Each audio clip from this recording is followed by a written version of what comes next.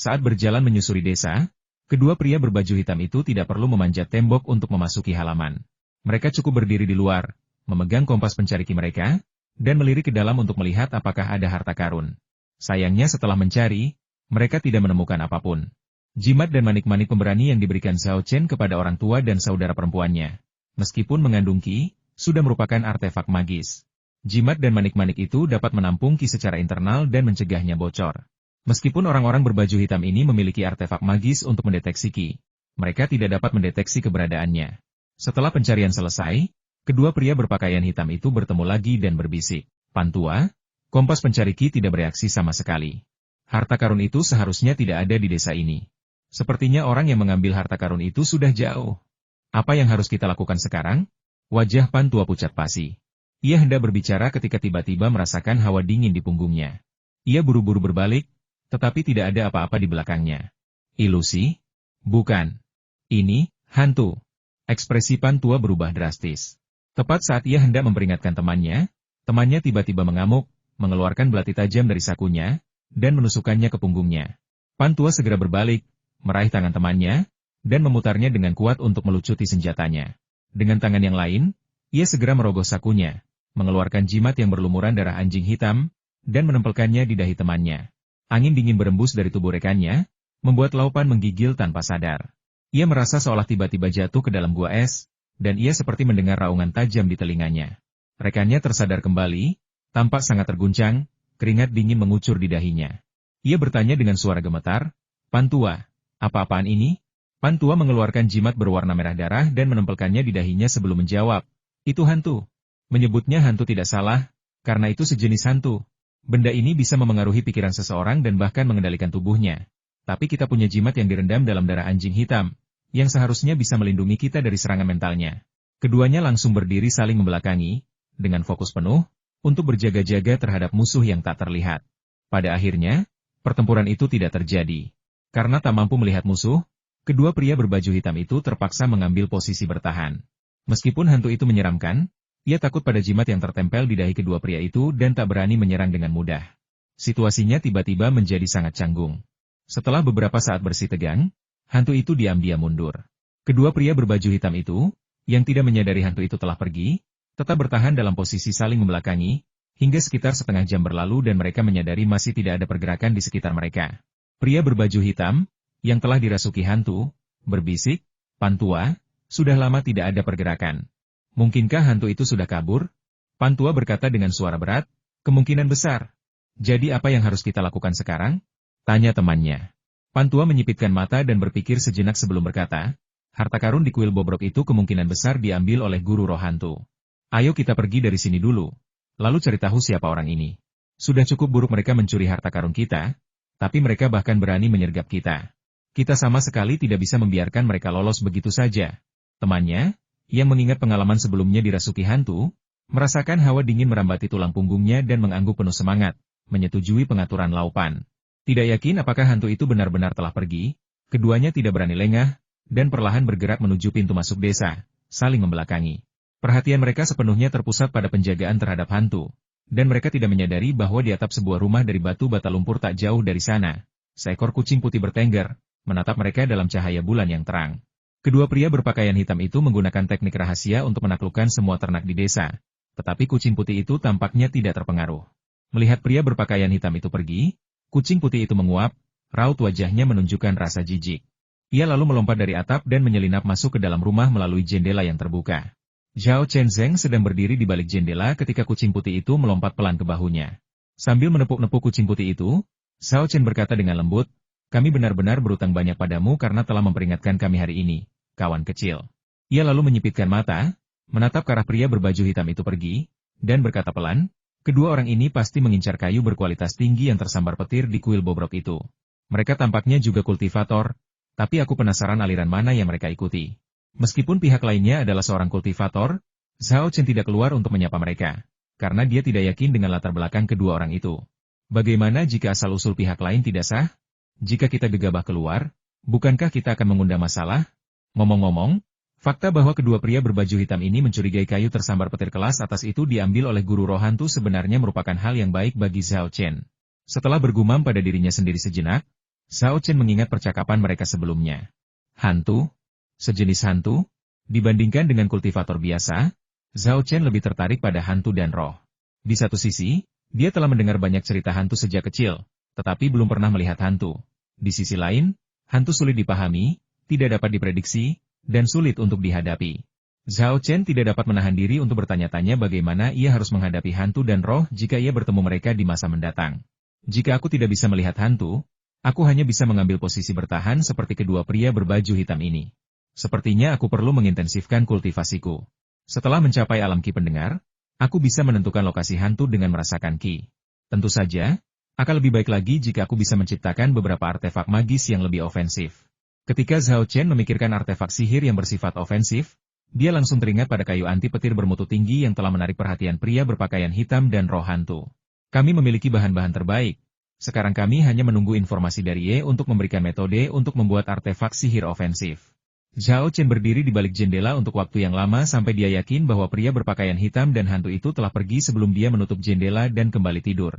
Kucing putih itu menguap, meringkuk menjadi bola berbulu, berbaring di samping bantalnya, dan segera mulai mendengkur pelan sambil tertidur. Zhao Chen tidak tidur, juga tidak melanjutkan membaca atau belajar. Ia malah menatap kucing putih itu, bergumam dalam hati, apa sebenarnya latar belakang kucing putih ini? Ia tidak hanya bisa merasakan bahaya sebelumnya, tetapi juga bisa menemukan berbagai macam harta karun yang mengandung ki, dan bahkan bisa merasakan kultivator dan hantu. Kucing biasa, meskipun memiliki kemampuan psikis, bukankah ini aneh? Setelah berpikir panjang, Zhao Chen masih belum dapat menemukan solusi. Jadi dia hanya dapat menyimpan pertanyaan ini untuk dirinya sendiri untuk sementara waktu. Aku tidak ingin memikirkannya lagi. Lagi pula, sejak Xiao Bai datang ke sisiku, hanya ada hal baik dan tidak ada hal buruk. Dengan mata tertutup, Zhao Chen mengakses pengetahuan medis pada lembar informasi dan mulai mempelajarinya lagi. Di hotel di kota kabupaten, jendela kamar Yingji tiba-tiba terbuka, lalu terbuka secara otomatis. Hembusan angin dingin berhembus dan dengan cepat memasuki tablet roh. Tepat saat Yingji hendak mengajukan pertanyaan, dia mendengar suara retakan, dan retakan muncul di tablet roh. Apa yang terjadi padamu? Ekspresi Yingji berubah drastis. Ia buru-buru bangun dari tempat tidur, bergegas ke tablet roh, dan bertanya dengan cemas, bagaimana kau bisa terluka? Lalu dia mengerutkan kening, mendengarkan jawaban hantu itu, ekspresinya terus berubah. Ada kultivator di desa pegunungan kecil itu? Jadi, mereka juga mengincar harta karun itu? Mereka bahkan menggunakan jimat yang direndam darah anjing hitam untuk melukaimu. Tak bisa diterima. Yingji menggertakkan giginya dengan kebencian. Akhirnya berkata, selama beberapa hari ke depan, tetaplah di dalam tablet roh dan jangan keluar. Saat kita kembali, aku akan merawatmu dengan baik dan membantumu pulih dengan cepat. Besok? Tentu saja, aku masih harus naik gunung. Aku harus melihat dengan mata kepalaku sendiri apakah mereka berdua sudah mengambil harta karun itu.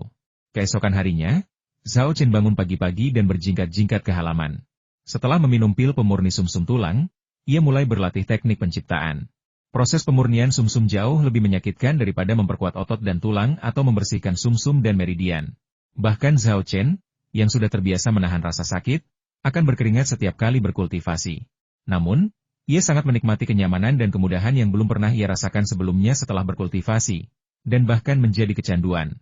Setelah menyelesaikan serangkaian teknik penciptaan, orang tuanya dan adik perempuannya bangun satu demi satu. Kakak, latihan apa? Kelihatannya beda dengan latihan radio kalistenik. Zhao Ling sudah berdiri di bawah atap mengawasinya sampai kakaknya selesai berlatih sebelum bertanya. Nanti aku akan mengajarimu serangkaian latihan untuk memperkuat tubuhmu, jawab Zhao Chen. Ia berpikir dalam hati saat aku pulang untuk liburan musim dingin, aku akan mewariskan 4 rahasia suci kepada orang tua dan adik perempuanku. Sekalipun mereka tidak dapat memulai jalur kultivasi, mereka tetap dapat meningkatkan kesehatan dan memperpanjang umur mereka. Setelah mandi air dingin dan sarapan, kepala desa tua itu mengantar penduduk desa ke pintunya saudara Yuan. Apakah Anda sudah bangun? Kita harus pergi membersihkan lahan di bukit yang Anda sewa itu. Keluarga Zhao Chen bergabung dengan kepala desa tua dan yang lainnya, dan bersama-sama mereka menuju ke puncak Bukit Tandus. Setibanya di sana, situasi di sana mengejutkan semua orang. Gulma dan semak belukar yang menutupi gunung dan ladang layu dalam semalam. Bagaimana ini bisa terjadi?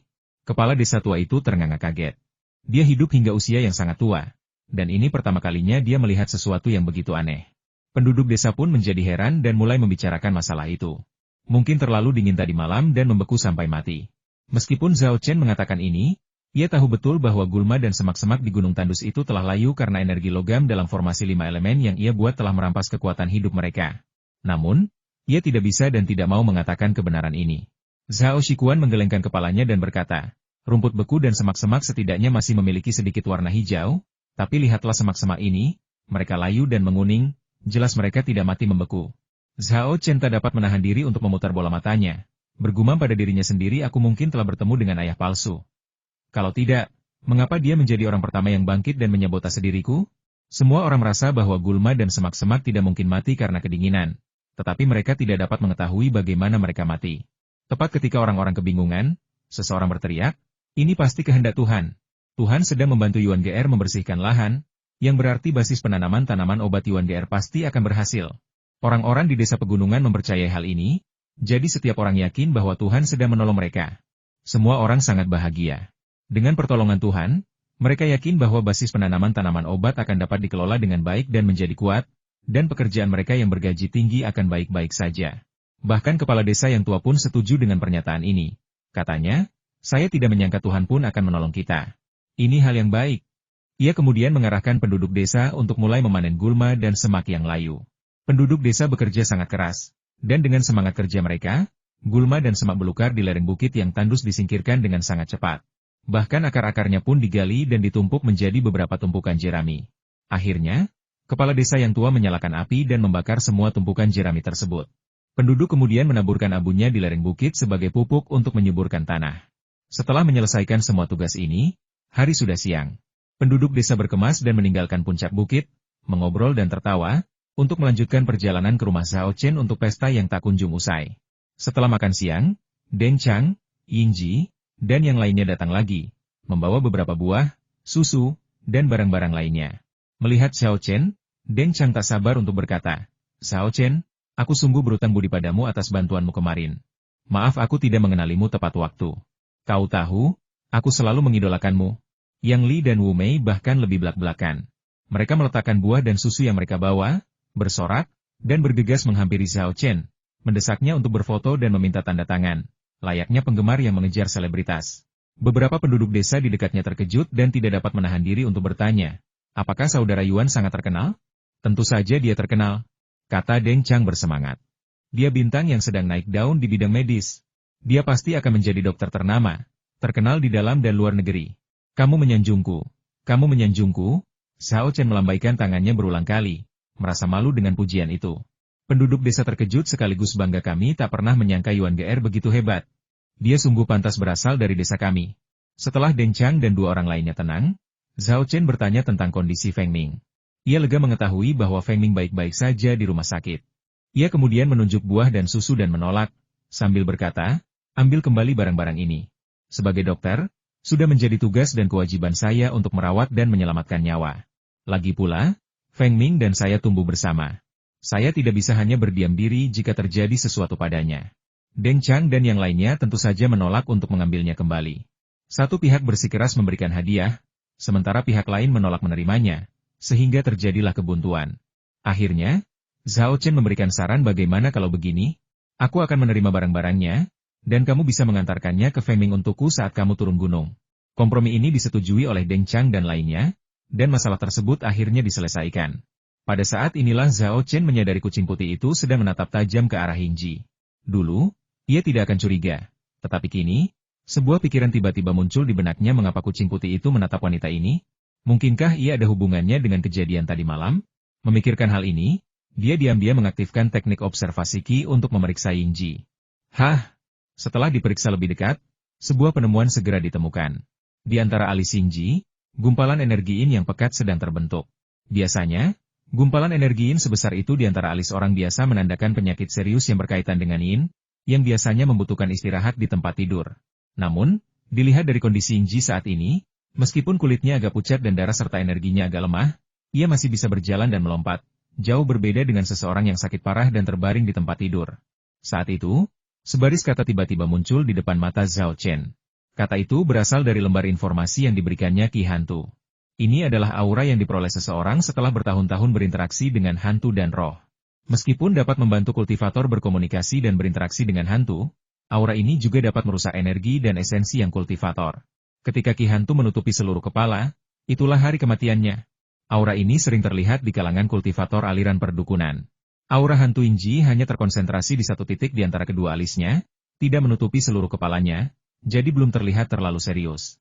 Energi hantu? Praktisi aliran perdukunan? Zhao Chen mengangkat alis dan dengan cepat membolak-balik bagian pengetahuan umum di lembar informasi untuk menemukan pengantar Wu Peng tentang berbagai aliran kultivasi. Isinya dukun ahli dalam ramalan, memanggil roh, mengendalikan hantu, dan mengutuk. Mereka suka membangkitkan roh hantu dan memiliki pengetahuan tentang pengobatan dan sihir Gu. Mereka berkultivasi dengan menyerap kekuatan kehendak dan energi Yin. Sekolah sihir ini sangat mirip dengan para penyihir dan dukun di pedesaan, gumam Zhao Chen dalam hati. Iya benar.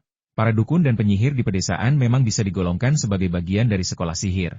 Namun, yang mereka pelajari hanyalah keterampilan yang dangkal dan tingkat rendah dari sekolah tersebut.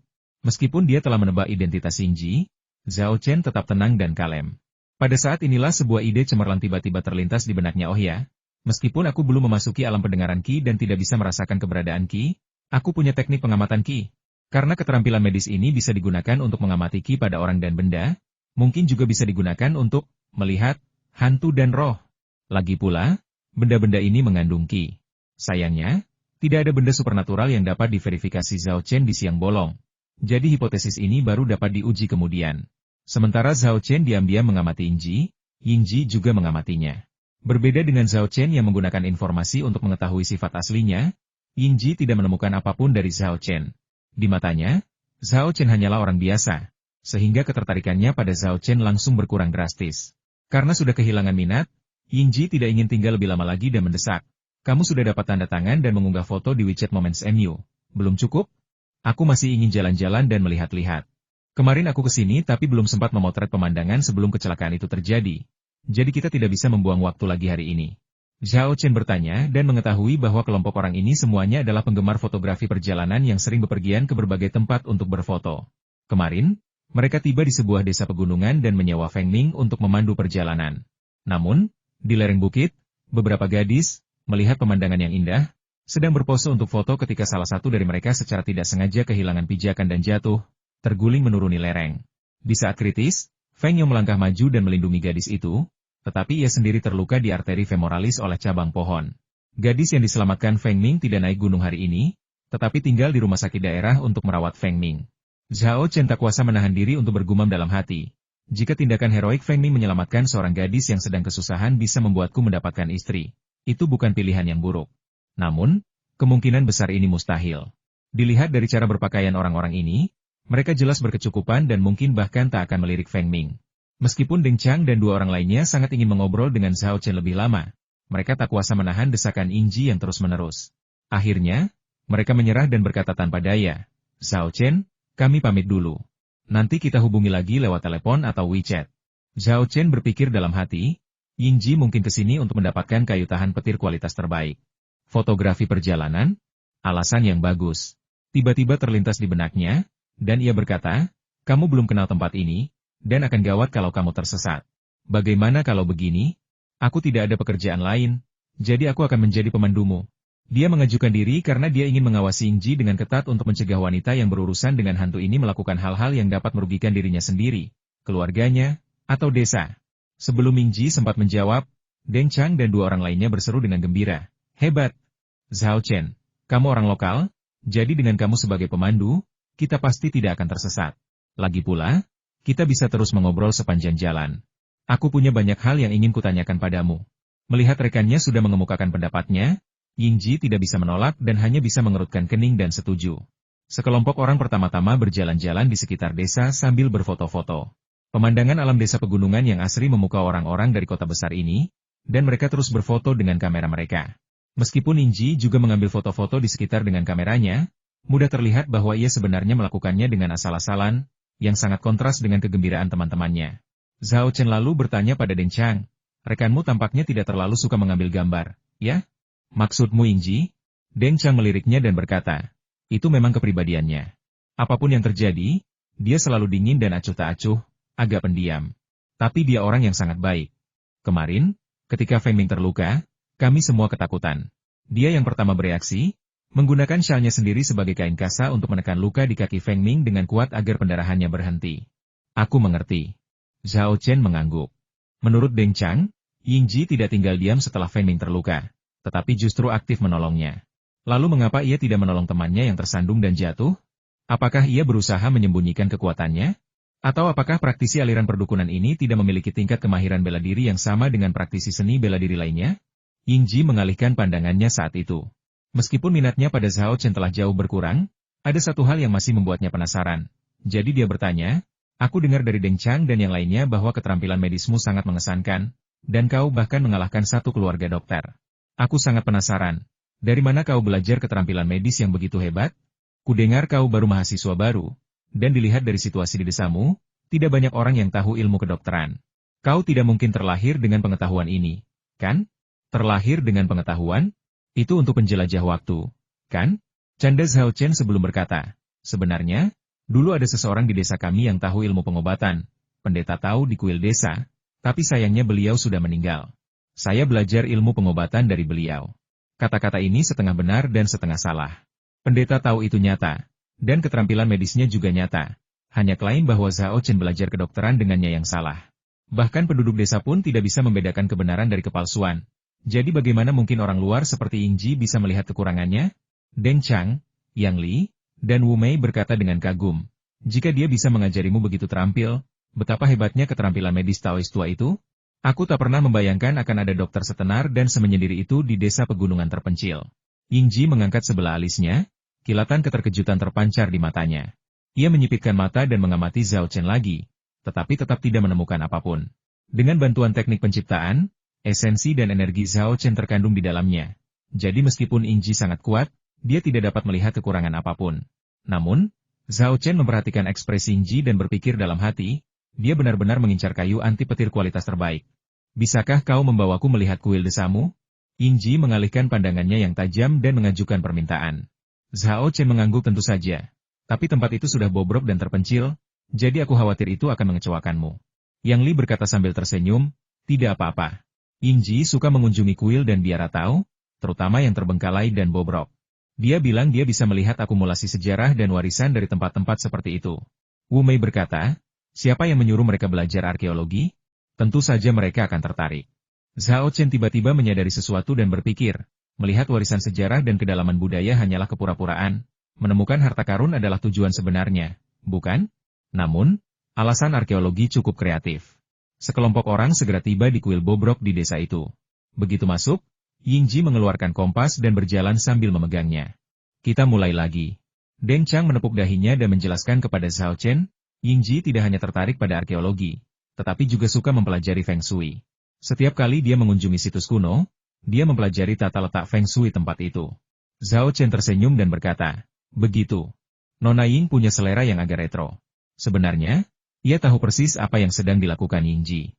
Tepat saat Yingji mengeluarkan kompas, informasi muncul di lembar informasi tersebut kompas pencari Qi. Sebuah artefak magis tambahan yang dapat digunakan untuk mengamati dan mencari material yang mengandung Qi. Yingji jelas-jelas sedang mencari kayu anti petir kualitas terbaik. Namun sayang, ia ditakdirkan tidak akan menemukannya. Karena harta karun tersebut telah tersimpan di dalam cincin penyimpanan Zhao Chen. Setelah mencari-cari, Yingji tidak menemukan apapun dan berpikir, harta karun itu memang diambil oleh kedua pria berpakaian hitam itu. HMPH. Mengambil harta karun itu memang sah-sah saja. Tapi mereka juga melukai arwahku. Kalau aku tahu identitas kalian, aku pasti tidak akan membiarkan kalian lolos begitu saja. Tanpa ia sadari, orang yang mengambil harta karun itu diam-diam mengawasinya dari belakang. Setelah meninggalkan kuil yang bobrok itu, Yingji kehilangan minat untuk bertamasya. Setelah menemani semua orang ke beberapa tempat untuk berfoto, ia mendesak mereka untuk pergi. Deng Chang bingung dan berkata, Yingji, kamu sedang tidak enak badan atau apa? Sebelum kami datang, kamu terus mendesak kami untuk segera pergi. Kenapa kamu terburu-buru pergi sekarang setelah kami di sini? Yang Li, Wu Mei, dan yang lainnya juga berkata, pemandangan di sini sangat indah. Ayo kita foto-foto lagi sebelum pulang. Tanpa mereka sadari, tujuan Yingji datang ke sini bukanlah untuk menikmati pemandangan atau mengambil foto. Yingji, tentu saja, tidak mau mengatakan yang sebenarnya, dan mengarang alasan aku terutama berpikir bahwa aku masih perlu menjenguk Feng Ming di rumah sakit hari ini. Jika aku bermain-main lebih lama lagi, mungkin hari sudah gelap saat aku kembali. Lalu bagaimana aku bisa menjenguk Feng Ming? Dia membujuk semua orang, dan mereka semua mengangguk setuju dengan sarannya. Lalu menuju pintu masuk desa. Zhao Chen mengantar mereka sampai ke mobil. Sebuah tindakan yang sangat menyentuh hati Deng Chang dan yang lainnya. Namun, mereka tidak menyadari bahwa tujuan utama Zhao Chen adalah mengawasi Yingji dan mencegahnya membuat masalah setelah pergi. Karena mereka belum bisa memastikan apakah wanita itu baik atau jahat. Setelah melihat Yingji dan yang lainnya masuk ke mobil dan menghilang di jalan pegunungan yang terjal, Zhao Chen berbalik dan pulang. Sekitar 1 jam kemudian, orang lain datang ke pintu. Melihat orang itu muncul di halamannya, Zhao Chen agak terkejut. Huang Jie, apa yang membawamu ke sini? Orang yang datang adalah Huang Jie, yang mengantarnya pulang sebelumnya. Ia membawa 2 tas besar di pundaknya. Setelah meletakkannya, ia menjawab, Presiden Fa mengutus saya untuk mengantarkan ramuan obat yang Anda minta. Beliau juga membawa 2 ahli budidaya ramuan obat Tiongkok yang telah disewanya. Huang Jie menoleh ke samping, menunjuk kedua pria parubaya di belakangnya, dan memperkenalkan mereka Presiden Zhao. Ini Pakar Li, dan ini Pakar Meng. Yang lebih tua angkat bicara, halo, Tuan Zhao. Nama keluarga saya Li, dan nama pemberian saya Tao. Orang lain itu dengan cepat menambahkan, nama saya Meng Daihua. Saat keduanya memperkenalkan diri, mereka berdua diam-diam mengamati Zhao Chen. Ketika Fang Yi mengundang mereka, ia hanya mengatakan bahwa seorang teman berencana mendirikan pusat penanaman tanaman obat tradisional Tiongkok dan meminta mereka untuk memberikan bimbingan teknis. Mereka tidak menyangka bosnya ternyata semudah itu. Saudara Fang benar-benar efisien. Saya baru saja meminta bantuannya kemarin, dan dia menyelesaikannya dengan sangat cepat. Zhao Chen sangat senang.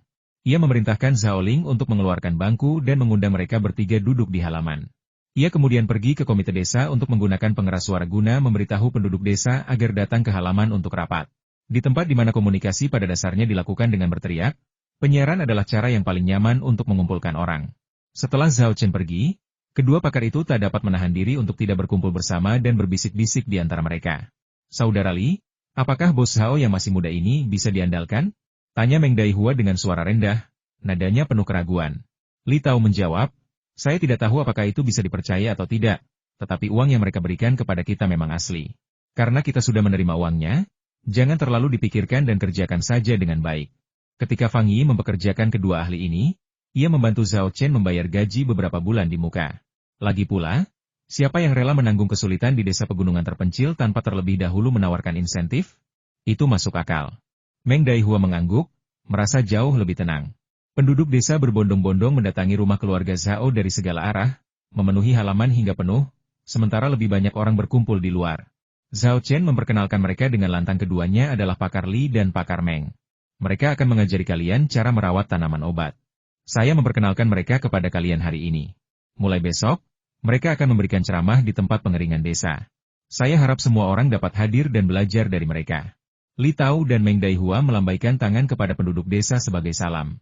Setelah perkenalan, Zhao Chen mengeluarkan beberapa kantong berisi ramuan obat yang telah dikemas dari 2 kantong kain rami. Setiap ramuan diberi label nama dan diagram, sehingga tidak ada kekhawatiran akan kesalahan. Zhao Chen membagikan benih obat kepada penduduk desa di halaman lalu berkata, ikutlah aku ke gunung sekarang, dan aku akan memberitahu kalian di mana menanam benih obat ini. Setelah itu, kalian bisa membentuk kelompok dan menanamnya sendiri. Oke.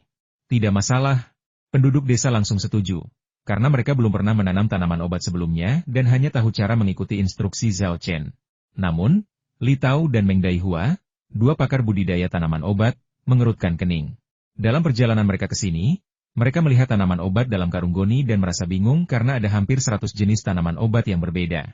Biasanya, ketika membangun basis budidaya tanaman obat, seseorang akan memilih beberapa atau selusin varietas yang cocok untuk ditanam dan dibudidayakan berdasarkan kondisi tanah, iklim, sinar matahari, kualitas air, dan kondisi lainnya di daerah setempat. Sungguh langka melihat orang seperti Zhao Chen membudidayakan hampir 100 jenis tanaman obat yang berbeda. Penting untuk dipahami bahwa tanaman obat memiliki kebutuhan lingkungan yang berbeda-beda, bahkan ada yang sangat bertolak belakang. Menanam tanaman dengan kebutuhan lingkungan yang berbeda-beda di tempat yang sama sungguh konyol. Belum lagi saat ini sedang musim dingin.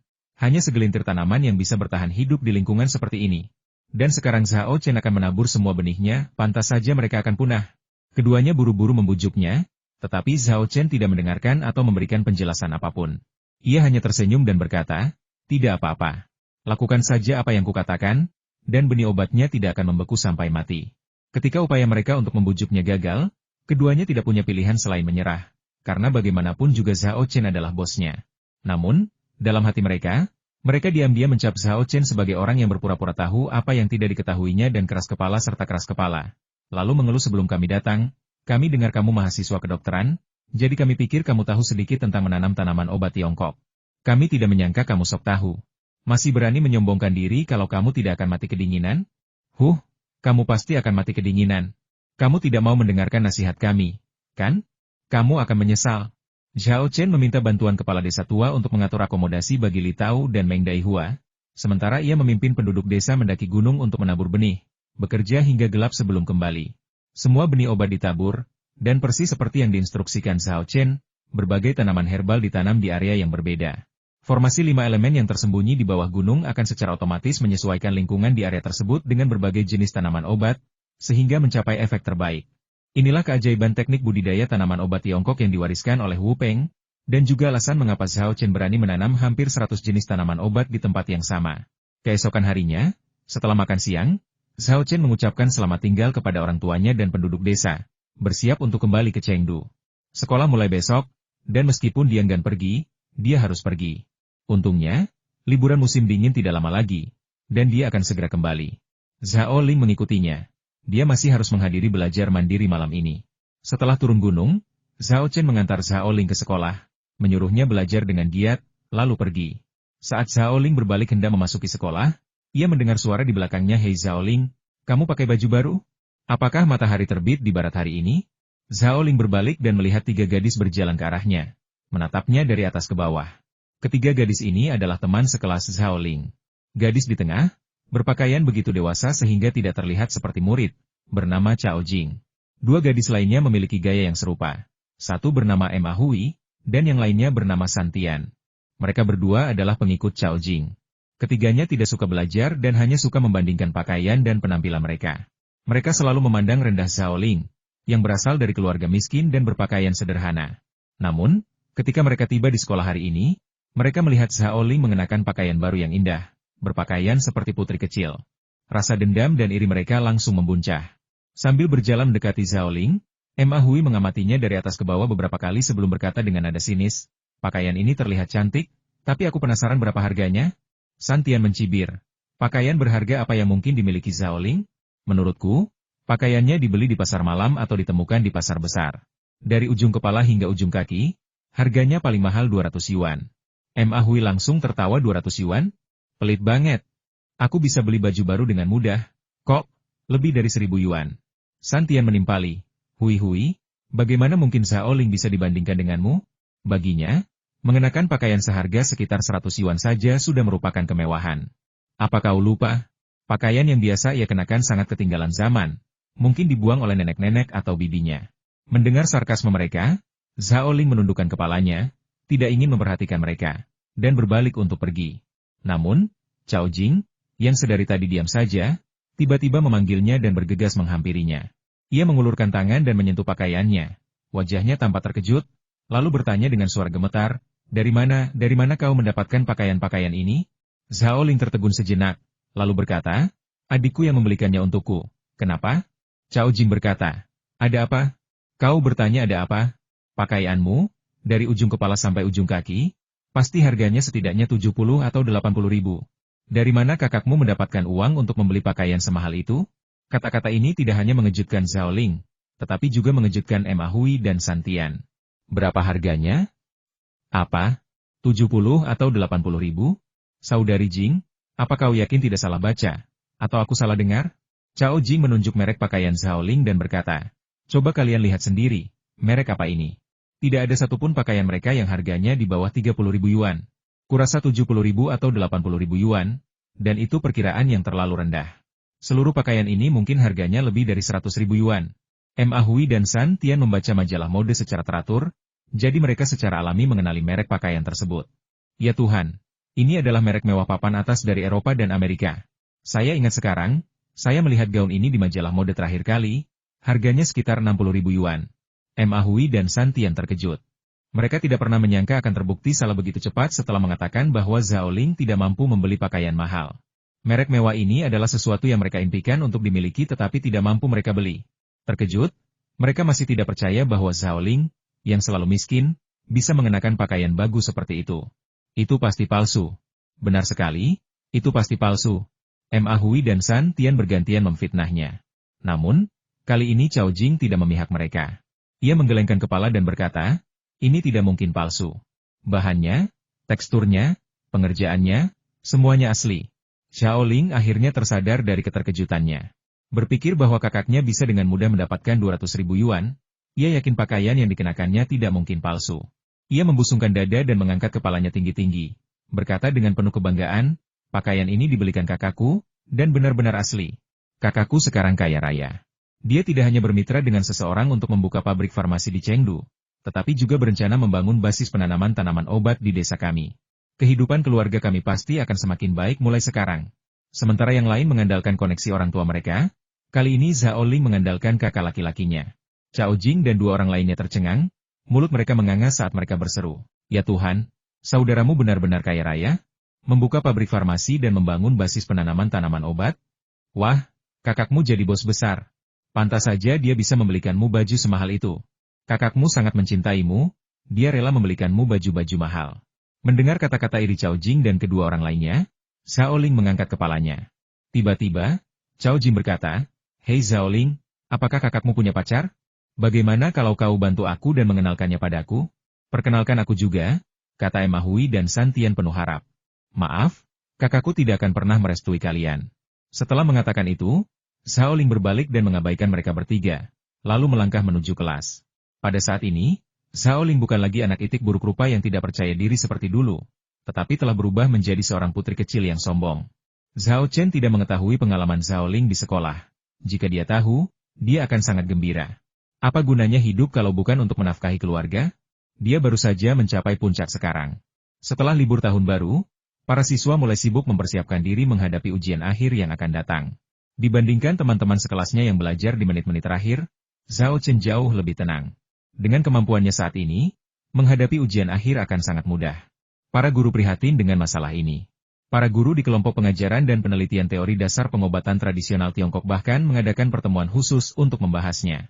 Mengingat kemampuan Zhao Chen, ia bisa saja membolos ujian, tetapi para guru tetap berharap ia akan lulus. Lagi pula, pria yang ingin menjadi dukun itu akhir-akhir ini tidak muncul di forum sekolah tanpa mereka sadari. Itu karena Zhao Chen terlalu sibuk dengan hal lain dan tidak sempat online. Menurut pandangan guru, jika dukun tidak mengerjakan soal, maka biarkan Zhao Chen yang mengerjakannya. Kalau begitu, soalnya mungkin tidak terlalu mudah. Tapi kalau kita membuatnya terlalu sulit, kita khawatir siswa lain tidak akan bisa menjawabnya. Akhirnya, para guru dengan suara bulat memutuskan untuk memberikan Zhao Chen lembar ujian terpisah yang berbeda dari yang lain. Di lembar ujian tersebut, tidak akan ada pertanyaan lain, melainkan daftar masalah yang telah mereka temui dalam teori dasar pengobatan tradisional Tiongkok selama bertahun-tahun, dan mereka akan melihat bagaimana Zhao Chen akan menjawabnya. Jika jawabannya bagus, tidak hanya akan bermanfaat, tetapi juga dapat disusun menjadi makalah dan diserahkan ke jurnal medis untuk dipublikasikan. Bukan hanya kursus tentang teori dasar pengobatan tradisional Tiongkok yang berbagi ide ini. Sekelompok guru yang menghususkan diri dalam teks medis klasik juga berencana untuk melakukan hal yang sama. Adapun para pengajar mata kuliah seperti diagnostik pengobatan tradisional Tiongkok dan akupunktur, karena mereka tidak mengikuti perkuliahan pada semester pertama tahun pertama kuliah. Mereka hanya bisa menyaksikan dengan rasa iri ketika rekan-rekan mereka di teori dasar pengobatan tradisional Tiongkok dan teks kedokteran Tiongkok klasik berjuang keras dalam studi mereka, sambil diam-diam bersumpah dalam hati mereka bahwa begitu Zhao Chen mengikuti perkuliahan mereka, mereka pasti akan melakukan hal yang sama. Pada hari ketiga setelah kembali ke sekolah, Zhao Chen menerima panggilan telepon dari dua orang ahli dalam budidaya tanaman obat Tiongkok, yang terdengar sangat bersemangat. Kedua pakar itu melontarkan rentetan kata yang panjang, diselingi dengan banyak dialek dan bahasa gaul lokal, membuat Zhao Chen benar-benar bingung. Ia terpaksa menyela mereka, mengingatkan mereka, pelan-pelan, jelaskan dengan jelas, apa yang sebenarnya terjadi. Zhao Chen merasa gelisah. Mungkinkah ada yang salah di pangkalan penanaman tanaman obat? Seharusnya tidak. Ada susunan sihir warisan Wu Peng yang dipasang di sana. Apa yang mungkin salah? Untungnya, kedua ahli itu dengan cepat menyelesaikan keraguannya. Bos Hao, semua benih obat yang Anda tanam beberapa hari lalu telah tumbuh. Luar biasa. Suara Li Tao yang bersemangat terdengar dari telepon, benar-benar kehilangan ketenangannya. Lalu terdengar suara Meng Daihua hampir 100 jenis tanaman obat, dengan kebutuhan lingkungan yang sangat berbeda, ternyata bisa berhasil ditanam di gunung yang sama. Ini sungguh keajaiban. Yang lebih luar biasa lagi, benih-benih ini ditanam di tengah musim dingin, dan mereka tumbuh hanya dalam beberapa hari. Saya telah berkecimpung dalam budidaya tanaman obat Tiongkok selama bertahun-tahun, dan ini pertama kalinya saya melihat keajaiban seperti ini. Hei, kukira ini masalah serius. Zhao Chen akhirnya mengerti mengapa kedua ahli itu menelepon, dan berkata sambil tersenyum, "Waktu aku menanam benih, bukankah aku sudah bilang kalau benih obat ini pasti akan tumbuh subur? Apa? Kau tidak percaya?" Kedua ahli itu merasa malu dan tergagap, tak mampu berkata-kata. Dalam hati, mereka berpikir, bagaimana kami bisa tahu bahwa semuanya akan benar-benar terjadi seperti yang Anda katakan? Zhao Chen terkekeh dalam hati. Puncak gunung itu telah dilengkapi dengan susunan labu 5 elemen, yang memanfaatkan energi spiritual di sekitarnya dan esensi matahari dan bulan. Dengan nutrisi seperti itu, akan aneh jika ramuan obat tidak bertunas. Ada lagi? Kalau tidak, saya tutup teleponnya, kata Zhao Chen. Kedua pakar itu panik dan buru-buru berteriak, "Tunggu, jangan tutup telepon. Tuan Zhao, kami ingin bertanya mengapa hampir 100 jenis tanaman obat dengan kebutuhan lingkungan yang berbeda-beda ini dapat berhasil ditanam di gunung yang sama? Lalu, bagaimana mereka bisa bertahan hidup di musim dingin? Berdasarkan pengamatan kami, banyak tanaman obat yang Anda tanam hanya dapat bertahan hidup di musim semi dan musim panas." Zhao Chen, tentu saja, tidak bisa mengatakan yang sebenarnya kepada mereka, jadi ia langsung mengarang alasan sangat sederhana. Pegunungannya bagus, airnya bagus, dan orang-orangnya juga bagus. Selain itu, kualitas benih obat ini sangat baik, sehingga mereka bertahan hidup. Hanya itu, kedua ahli itu sangat skeptis. Zhao Chen menjawab, "Begitulah adanya. Kalau tidak, katakan padaku, apa alasannya?" Di ujung telepon yang lain, kedua pakar itu tak dapat menahan diri untuk memutar mata mereka serempak. "Jika kami ingin tahu alasannya, apakah kami perlu bertanya kepada Anda?" Mereka tidak bodoh. Mereka tahu jawaban Zhao Chen hanyalah kebohongan. Tapi mereka tak berdaya. Lagi pula, Zhao Chen adalah bosnya, dan mereka tak mungkin memaksakan pengakuan dengan penyiksaan. Lagi pula, meskipun mereka punya teknik rahasia seperti itu, mereka tak akan mudah memberitahu orang lain. Maka mereka pun memutuskan untuk memilih yang kedua dan mengajukan permohonan Tuan Zhao. "Bisakah Anda mengizinkan kami menggali beberapa bibit tanaman obat untuk penelitian?" Kedua ahli itu sangat berharap bahwa jika mereka dapat menemukan alasan mengapa beberapa tanaman obat dapat berhasil tumbuh di tempat yang sama selama musim dingin, mereka pasti akan menjadi terkenal di bidang budidaya tanaman obat Tiongkok.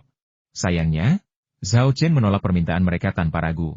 Setelah menutup telepon, Zhao Chen menghubungi telepon rumah komite desa beberapa saat kemudian. Orang yang menjawab telepon itu tak lain adalah kepala desa tua.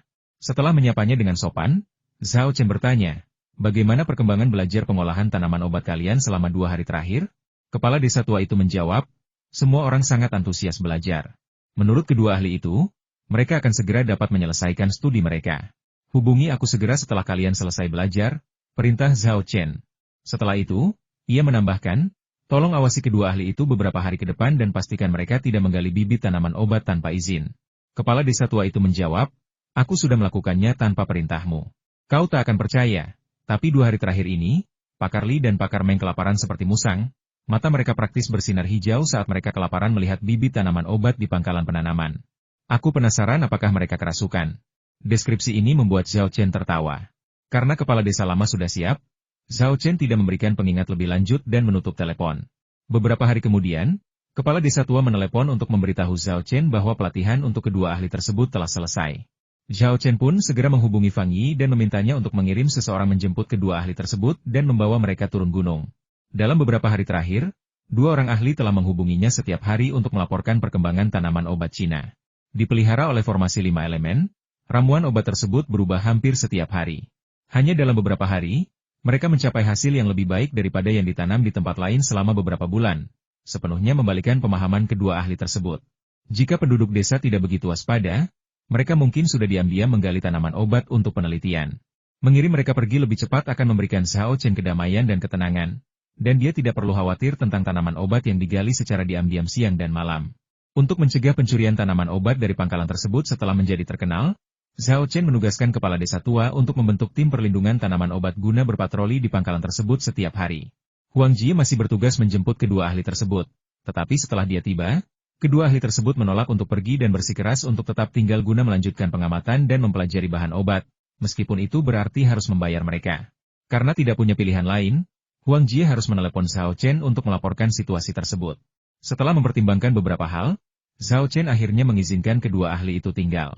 Lagi pula, ia tidak bisa terus-menerus berada di pangkalan penanaman tanaman obat.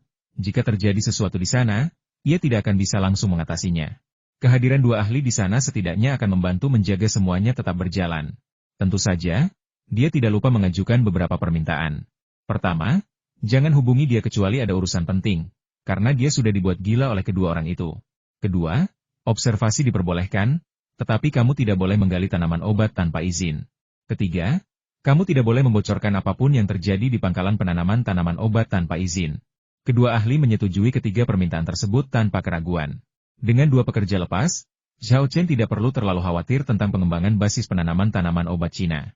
Sore itu, setelah menghabiskan waktu membaca bersama Lin Sui di perpustakaan, Zhao Chen pergi ke gedung anatomi dan, bersama beberapa asisten lainnya, mulai membersihkan dan merapikan. Saat sedang sibuk, Yuke melangkah keluar kantor. Ketika melihat Zhao Chen, ia berkata, "Zhao Chen, berhentilah bekerja dan ikut aku." "Kemana?" tanya Zhao Chen. Yuke mengucapkan dua kata otopsi. "Autopsi?" Zhao Chen tertegun sejenak, lalu teringat bahwa Yuke bukan hanya seorang guru anatomi, tetapi juga seorang mahasiswa berprestasi yang lulus dari kedokteran forensik dan memiliki posisi di pusat penilaian yudisial. Saat libur sekolah, Yuke menghabiskan waktunya di gedung anatomi sekolah atau di pusat forensik. Ia lebih tertarik pada orang mati daripada yang hidup. Kalau tidak, dengan wajah cantik dan tubuhnya yang anggun, bagaimana mungkin ia tidak punya pelamar? Bahkan orang yang paling berani sekalipun akan merasa takut saat membayangkan sepasang tangan yang sering menyentuh mayat menyentuh tubuhnya sendiri. "Apa? Kamu tidak mau pergi?" Yuke mengangkat alisnya. "Tentu saja aku mau," jawab Zhao Chen cepat. Bagaimana mungkin dia melewatkan kesempatan belajar seperti itu? Meskipun dia mempelajari pengobatan tradisional Tiongkok dan Barat yang terintegrasi, alih-alih pengobatan non-medis, melihat dan mempelajari lebih banyak hal selalu merupakan hal yang baik. Asisten lainnya sangat iri, dan salah satu dari mereka bahkan bertanya, "Guru Yu, tolong bawa kami juga." Yuke melirik mereka dan berkata dengan dingin, "Aku membawa Zhao Chen bersamaku karena dia bisa membantuku dan menjadi asistenku." "Apa kau punya kemampuan seperti itu?" Para asisten terdiam. Yuke mendengus dingin, menarik Zhao Chen langsung ke tempat parkir sekolah, masuk ke mobil dan melaju pergi. Dalam perjalanan, Zhao Chen agak gelisah. Ia pernah melakukan otopsi sebelumnya, tetapi ini pertama kalinya ia melakukan pemeriksaan tubuh, dan ia tak kuasa menahan diri untuk bertanya, apakah kita akan ke pusat forensik? Kasus macam apa ini? Bunuh diri? Pembunuhan? Atau kejahatan karena nafsu? Yuke bersikap dingin terhadap orang lain, tetapi sikapnya terhadap Zhao Chen, penyelamatnya, jauh lebih lunak. Jika orang lain menanyakan pertanyaan-pertanyaan ini, ia pasti akan bersikap dingin dan menolak menjawab. Namun, dengan Zhao Chen, ia dengan sabar menjelaskan, "Kita akan langsung ke TKP. Mayatnya masih ada di sana. Kita belum bisa menentukan detail kasusnya. Kita harus menunggu hasil investigasi untuk mengambil keputusan." "Oh, baiklah." Zhao Chen mengangguk, lalu setelah hening sejenak, bertanya, "Jadi apa yang harus kulakukan selanjutnya?"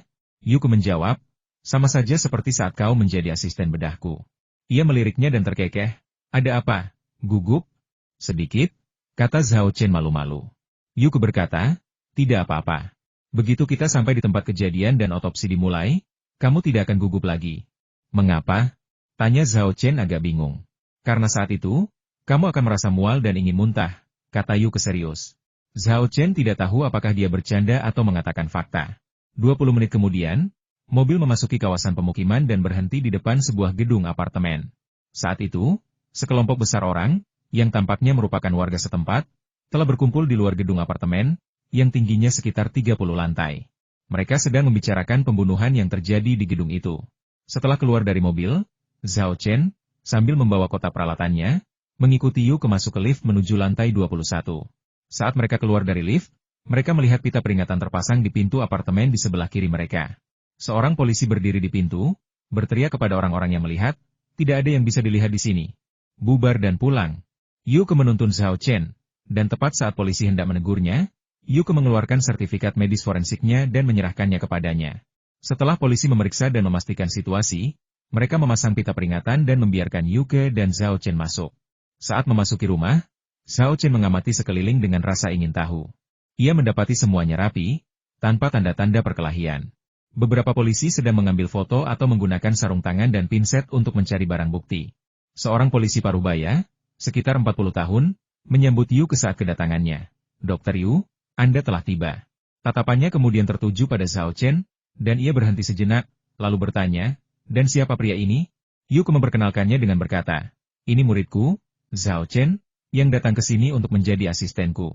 "Zhao Chen?" Nama itu terdengar familiar.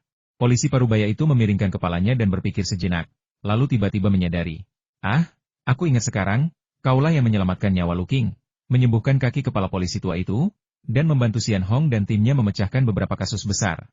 Sikap polisi Parubaya itu langsung berubah menjadi lebih hangat, dan ia memperkenalkan diri, nama saya Wenji, dan saya Kapten Tim Investigasi Kriminal Kota. Seperti Xian Hong, saya juga bekerja di bawah kepala kantor polisi yang lama. Setelah perkenalan singkat, Yuke bertanya, di mana almarhum? Wenji menunjuk ke sofa di ruang tamu. Lihat, dia duduk di sana. Zhao Chen dan Yuke menoleh dan melihat seorang wanita muda berusia awal 20-an sedang duduk di sofa, berpose seperti sedang menonton TV. Sebenarnya, Zhao Chen pernah melihat orang ini saat pertama kali masuk rumah, tetapi ia tidak terlalu memikirkannya saat itu, karena mengira wanita itu adalah kerabat almarhum. Ia tidak pernah menyangka bahwa wanita itu adalah almarhum sendiri.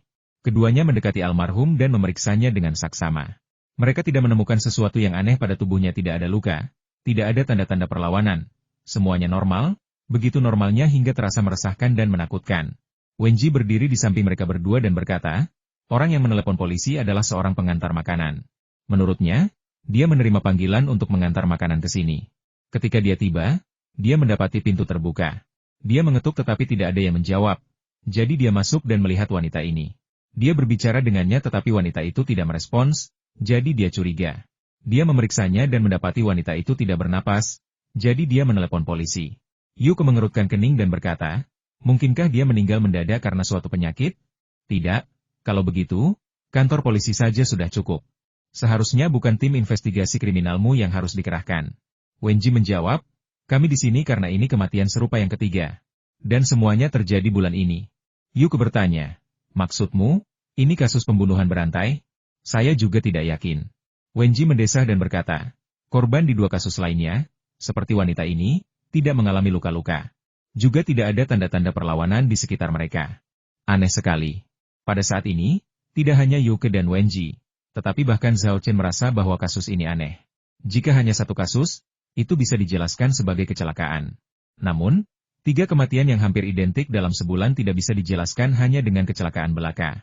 Yuke kemudian bertanya, apakah jenazah kedua korban lainnya sudah diotopsi? Mungkinkah mereka meninggal karena keracunan atau hal lain? Tidak. Wenji menggelengkan kepalanya. Saat itu, tidak ada yang curiga. Mereka mengira dia meninggal karena sakit mendadak. Setelah kantor polisi setempat mengambil surat keterangan, mereka mengembalikan jenazahnya kepada keluarga. Jenazahnya sudah dikremasi. Baru setelah kasus ini muncul hari ini, kami menyadari ada yang tidak beres. Kami mengambil alih kasus ini dan memberitahu pusat forensik untuk mengirimkan dokter forensik guna membantu penyelidikan. Yuke, seorang wanita yang tanggap, langsung berkata, kalau begitu, mari kita segera kirim jenazahnya ke pusat forensik. Zhao Chen dan saya akan segera melakukan otopsi dan mencoba mencari tahu penyebab kematiannya sesegera mungkin. Wenji mengangguk dan berkata, inilah yang aku harapkan. Ia segera menelepon polisi, ia memasukkan jenazah ke dalam kantong mayat dan membawanya ke mobil jenazah yang sudah menunggu di lantai bawah, lalu mengirimnya ke pusat forensik. Kondisi almarhumah difoto dan didokumentasikan secara rinci segera setelah polisi tiba, jadi pemindahan jenazah sekarang tidak akan memengaruhi tempat kejadian perkara. Apa ini? Setelah jasadnya dikeluarkan, Zhao Chen melihat beberapa bintik hijau tua di sofa tempat jasad itu duduk, seperti bekas yang ditinggalkan sesuatu. Wenji dan Yuke juga datang dan mengamati dengan saksama, tetapi mereka tidak dapat mengambil kesimpulan. Mereka hanya bisa meminta petugas polisi yang bertugas di lokasi untuk mengikis beberapa bekas, memasukkannya ke dalam kantong kecil, dan bersiap untuk membawanya kembali untuk diuji. Ayo pergi ke pusat identifikasi forensik. Setelah memberi salam kepada Zhao Chen, Yuke berbalik dan berjalan keluar dari ruangan tempat kejadian itu terjadi. Zhao Chen tidak terburu-buru pergi, tetapi melihat sekeliling. Dia merasa ada yang tidak beres di ruangan itu, tetapi dia tidak tahu apa itu. Bahkan ketika dia mengaktifkan teknik pengamatan kinya, dia tidak menemukan sesuatu yang salah. Mungkin aku terlalu gugup dan berhayal? Sambil menggelengkan kepala, Zhao Chen menekan kecurigaannya dan, atas desakan Yuke, meninggalkan TKP, menuju pusat forensik bersamanya. Setibanya di pusat identifikasi forensik, Zhao Chen, dipimpin oleh Yuke, mencuci dan mendisinfeksi tangannya, berganti pakaian dan sandal steril, lalu memasuki ruang otopsi. Almarhum sudah berada di meja operasi. Selain Yuke, ada juga seorang dokter forensik yang mendampingi Yuke.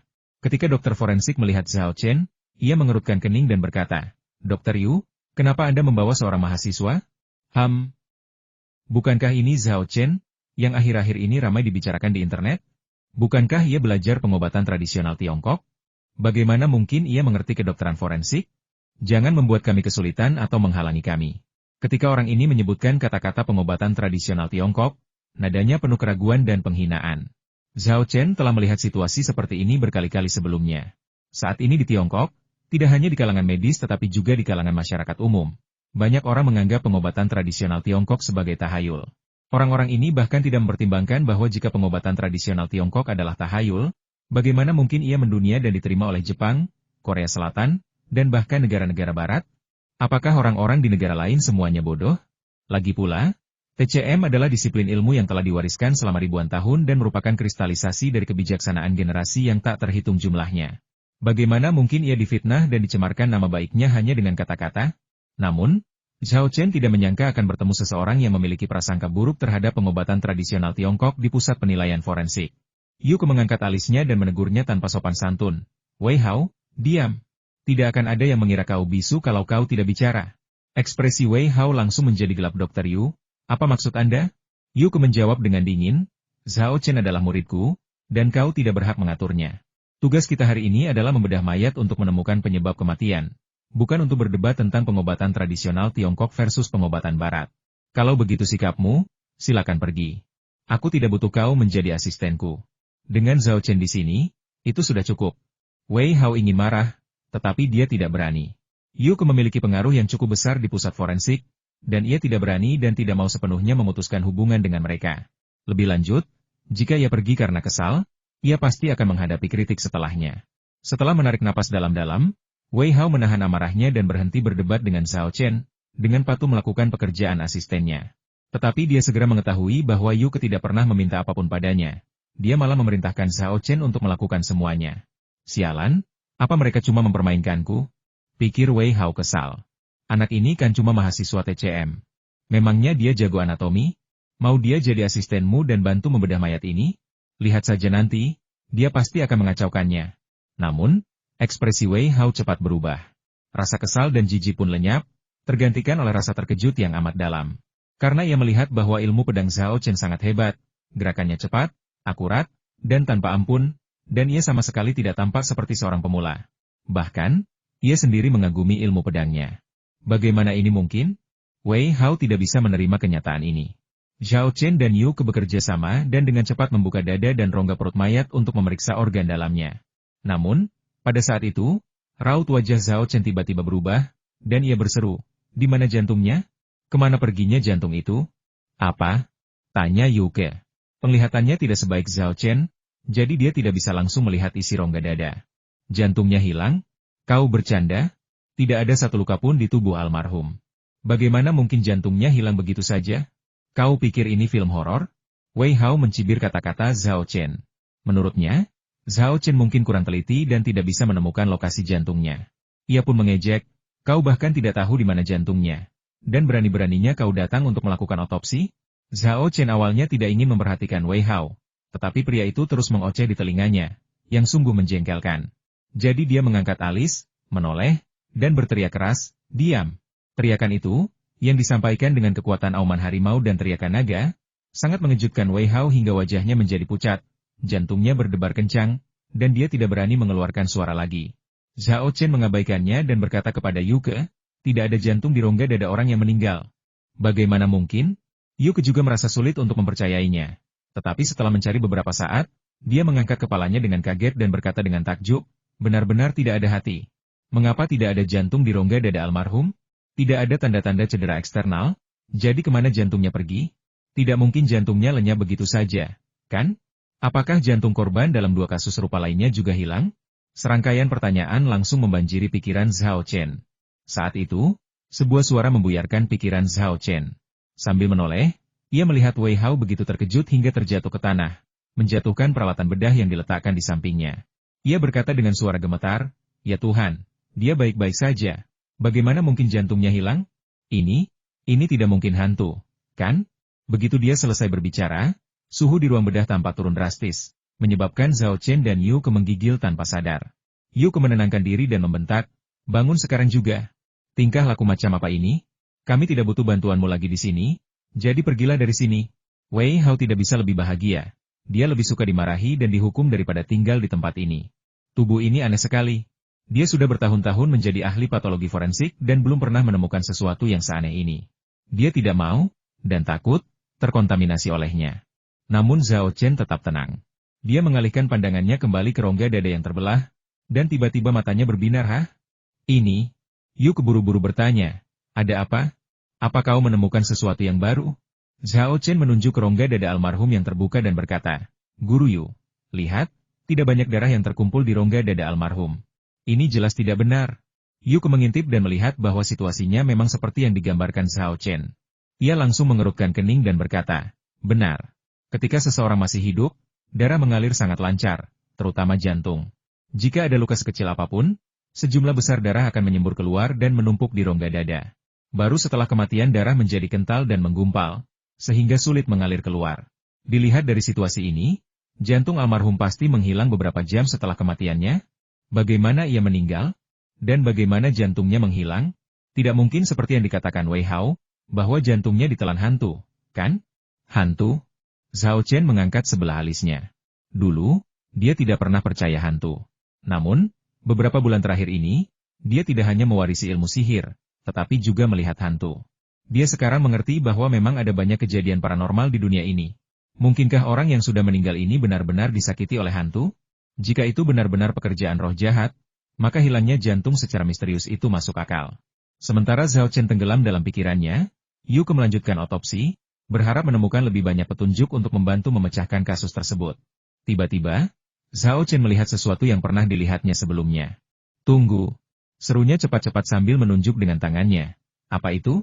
Yu melihat ke arah yang ditunjuknya dan melihat beberapa bintik cairan kental berwarna hijau tua menutupi pembuluh darah yang pecah. Pembuluh darah ini adalah arteri dan vena yang terhubung ke jantung, seperti arteri koroner.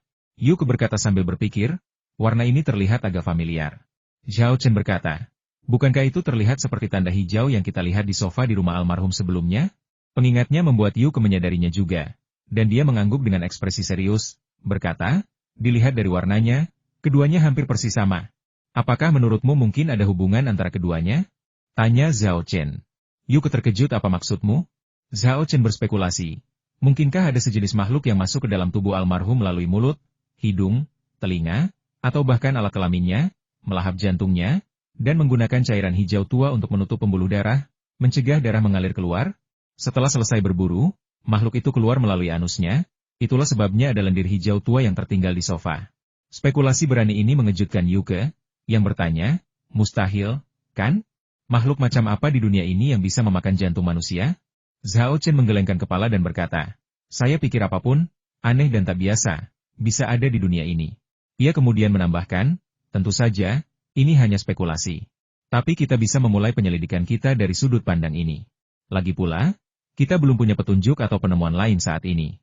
Kata-kata ini meyakinkan Yuke, dan setelah mempertimbangkannya sejenak, dia menyetujui usulan Zhao Chen. Setelah mengumpulkan beberapa lendir hijau tua dan memasukkannya ke dalam tabung reaksi untuk pengujian, Yuke dan Zhao Chen memeriksa mulut, hidung, telinga, dan alat kelamin. Namun, setelah pemeriksaan menyeluruh, tidak ditemukan apapun di area tersebut. Meski begitu, Zhao Chen tidak sepenuhnya menyerah pada spekulasinya. Setelah berpikir sejenak, ia berkata, mari kita lihat lagi lambung, usus, paru-paru, dan trakea. Jika makhluk ini masuk ke dalam tubuh melalui sistem pencernaan atau pernapasan, pasti meninggalkan jejak pada organ-organ ini. Akhirnya, kerja keras membuahkan hasil. Setelah pencarian yang cermat, kedua pria itu menemukan celah di pilorus lambung almarhum. Retakannya tipis dan panjang, dan dinding bagian dalamnya dilapisi cairan hijau tua yang menyatukannya. Sulit dilihat dari luar. Jika Zhao Chen tidak memakan kantung empedu ular yang dimasak Haoli dengan metode rahasia, yang sangat meningkatkan penglihatannya, ia mungkin tidak akan bisa menemukan retakan itu, yang setipis benang ulat sutra. Retakan di perut, dan cairan hijau tua yang menutupinya, tidak diragukan lagi menguatkan dugaan Zhao Chen.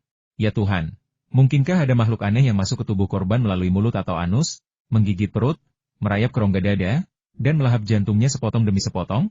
Yuke membayangkan adegan makhluk aneh dan berbahaya ini melukai orang-orang dalam benaknya, dan seketika merasakan hawa dingin menjalar di tulang punggungnya, merasa jijik sekaligus takut.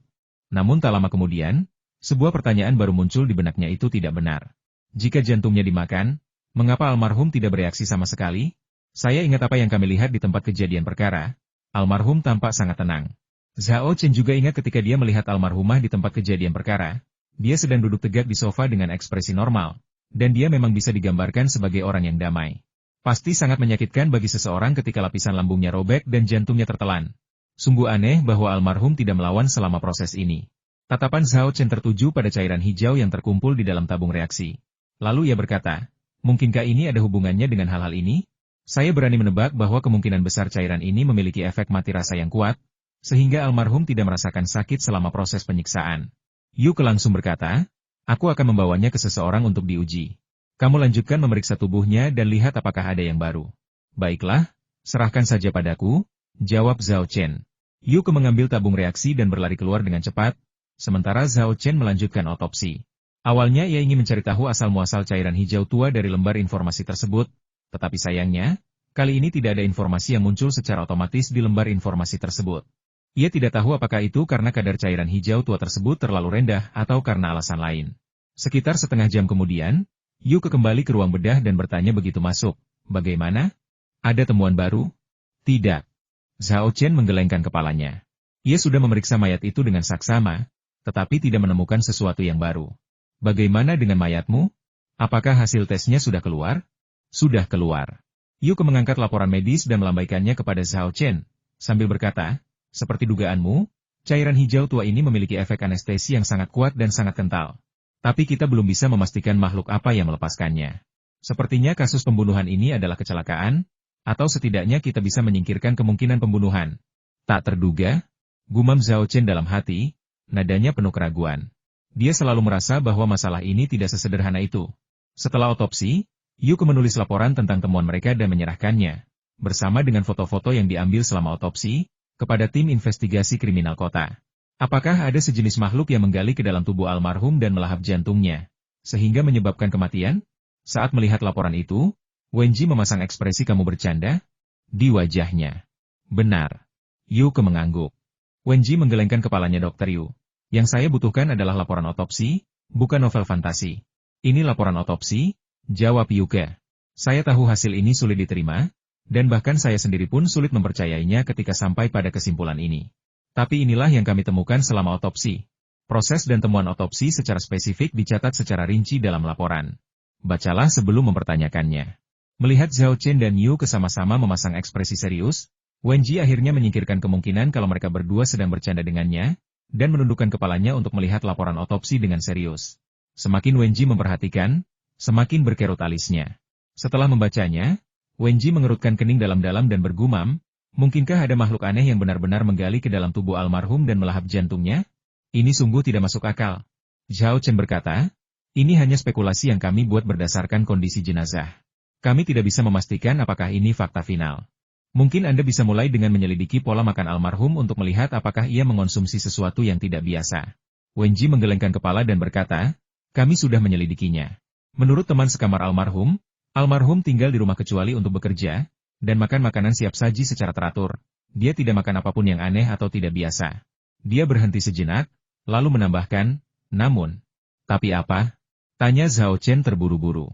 Wenji berkata, teman sekamar almarhumah mengatakan bahwa sehari sebelum beliau meninggal, beliau mengalami demam tinggi dan sakit perut.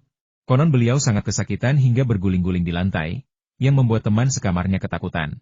Awalnya mereka berencana membawanya ke rumah sakit, tetapi tepat saat mereka memanggil ambulans, beliau tiba-tiba membaik dan bersikap seolah-olah tidak terjadi apa-apa.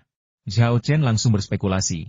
Mungkinkah ini reaksi yang disebabkan oleh makhluk aneh yang menggali ke dalam tubuh almarhum? Kemudian, makhluk aneh itu mengeluarkan lendir hijau, yang membius sistem saraf almarhum, sehingga meredakan ketidaknyamanannya. Wenji merenung sejenak dan berkata, kemungkinan itu tidak dapat dikesampingkan. Awalnya, ia mencemooh gagasan bahwa makhluk aneh telah merasuki tubuhnya dan melahap jantungnya, yang menyebabkan kematiannya. Namun, seiring semakin banyaknya bukti yang muncul, ia perlahan mulai mempercayainya. Tidak, aku harus pergi dan bertanya kepada keluarga kedua korban sebelumnya untuk melihat apakah mereka punya pengalaman serupa. Wenji berdiri dan berkata, aku sudah mengambil laporan otopsi. Terima kasih atas kerja keras kalian berdua kali ini. Setelah Wenji pergi, Yu Ke dan Zhao Chen juga kembali ke Universitas Kedokteran Xihua. Keduanya terus mendiskusikan masalah itu sepanjang jalan, tetapi karena petunjuk yang terbatas, mereka tidak dapat menentukan makhluk aneh apa itu. Apakah itu parasit? Atau makhluk berbisa seperti ular, kalajengking, atau kelabang? Tak seorang pun dari mereka yang bisa yakin. Karena organisme ini tidak dapat mengeluarkan cairan hijau yang kental dan bersifat anestesi. Kembali ke sekolah, hari sudah larut. Setelah berpisah, Zhao Chen pergi ke restoran kecil yang sering ia kunjungi di luar sekolah untuk makan malam sebelum kembali ke asramanya. Setelah mandi, ia berbaring di tempat tidur dan, anehnya, tidak mempelajari ilmu kedokteran. Sebaliknya, ia menemukan buku berjudul Catatan Serangga Aneh di bagian pengetahuan lain-lain. Ini adalah catatan yang dibuat oleh Wu Peng tentang berbagai serangga aneh dan tidak biasa di dunia manusia dan dunia kultivasi, termasuk penampilan, kebiasaan, karakteristik, dan kegunaannya. Zhao Chen ingin mencari catatan tentang makhluk-makhluk aneh di buku ini. Namun, setelah membacanya, ia menemukan bahwa ada beberapa serangga aneh dengan kemampuan serupa. Zhao Chen tidak dapat memastikan siapa di antara mereka yang merupakan pelaku sebenarnya, karena informasi yang ia miliki terlalu sedikit.